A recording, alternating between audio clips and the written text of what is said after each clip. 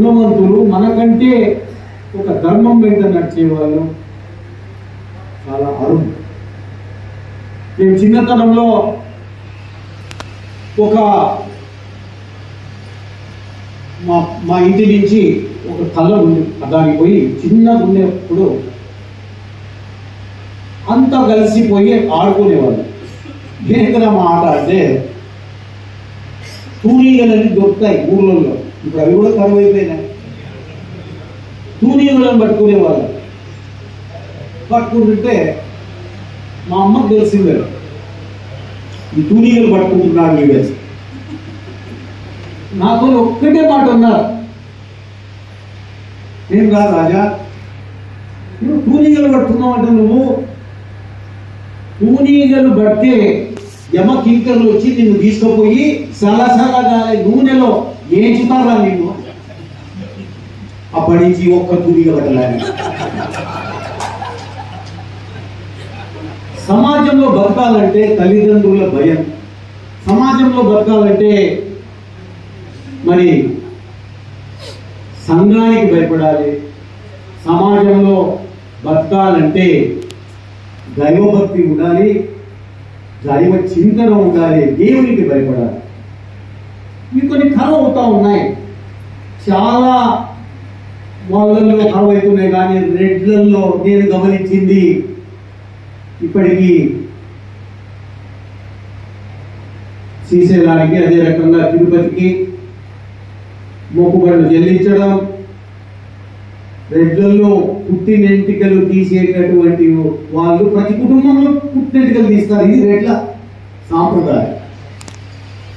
ఈరోజు ఈ సాంప్రదాయాలు ఇంకా ఉన్నాయి. ఇంకా కాలం మారింది. పెంచి పెద్ద చేసిన తల్లి తండ్రి చనిపోతే అమెరికాలోనో ఇంకో చోట ఉండి నేను రాలేను, నాకు వీడియోలో ఆ అంత్యక్రియలు చూపించండి అని అడిగే కాలం వచ్చింది.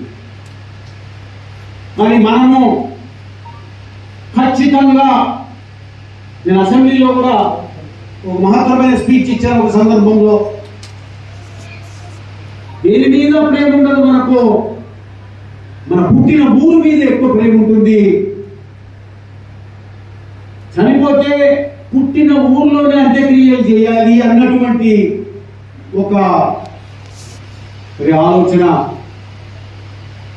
రైతులైన మన రెడ్లలో ఉంటుంది. మిగతా వాళ్ళ గురించి మాట్లాడాలి. వాస్తవంగా ఈరోజు నలిగిపోతున్నా, దీనికి ఏంటి ఒక పరిష్కార మార్గం కావాలి.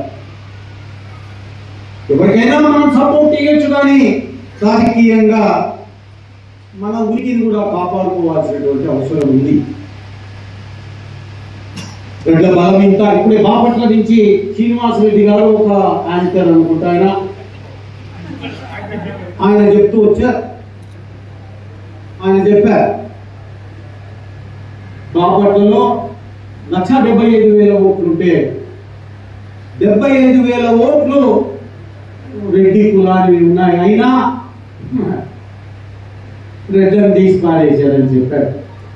ఇది కాదు, కానీ అందరూ ఒక తాటి మీదకి రండి, అందరూ ఐకమత్యంతో ముందుకు పోగా. ముఖ్యంగా ఈరోజు నంద్యాల, ఆ తర్వాత గుంటూరు కానీ, లేకపోతే ఆ తర్వాత విశాఖపట్నం కానీ, అదే రకంగా నరసరావుపేట కానీ, అదే రకంగా తిరుపతి ఏరియాలో కానీ మనం సమావేశాలు ముందు జరుపుకుందాం.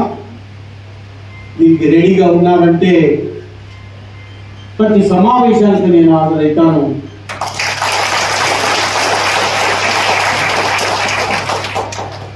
ఇది నెలకు ఒక సమావేశం ఏర్పాటు చేసి 5 నెలల్లో 6 నెలలలో ఈ సమావేశాలను పూర్తి చేసి అందరినీ ఐక్య వేదిక అని ఒకటి పెట్టుకున్నారు. అఖిల భారత రెడ్ల ఐక్య. చాలా మంచి, చాలా పెద్ద ఉందని ఎవరు ఉన్నారు, కానీ చాలా పెద్ద మీనింగ్ ఉంది. ఎందుకంటే రెడ్లు నంద్యాలకే పరిమితం కాదు, రెడ్లు తిరుపతి లేకపోతే రాయలసీమకు పరిమితం కాదు.